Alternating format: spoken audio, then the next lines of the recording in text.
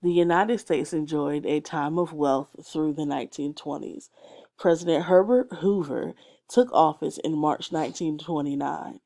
In his inauguration speech, he said, "I have no fears for the future of our country. It is bright with hope." During the 1920s, it became popular to invest money in the stock market. Buying stocks and selling them for higher prices seemed like an easy way to make money. Some people spent all their savings on shares of stock. Stock prices kept going up. People believed that no matter how high a stock's price got, someone would buy it. However, they would soon learn that there was a limit to what people would pay. The market reached this point in September 1929.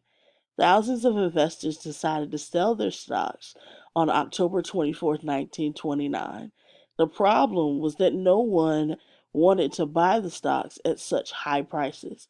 With many sellers and few buyers, stock values dropped. Prices fell so quickly that billions of dollars were lost. The next week, many people panicked and sold all their stocks. They sold them before the prices fell any lower. By selling their stocks at this time, investors got back some of the money they had spent to buy the stocks, but stock prices kept falling. Eventually, there was nobody to buy most stocks, and those stocks became completely worthless.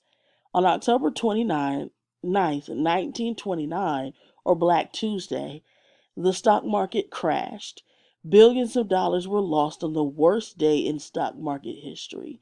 Even people who did not put money in the stock market lost their money. Banks had invested in the stock market with their customers' savings. When the market crashed, many banks went out of business.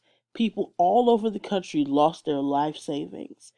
Congress would later pass a law that created the Federal Deposit Insurance Corporation, or FDIC. Today, the FDIC guarantees that when you put your money in a bank, it will be there when you go to take it out. But the FDIC was created too late to help the people in the 1930s. They had already lost much of their money. The stock market crash of 1929 was the beginning of the Great Depression. The Depression lasted until the early 1950s. During this time, millions of U.S. workers were unemployed. People had little money for rent, food, and clothing, and Americans struggled to survive.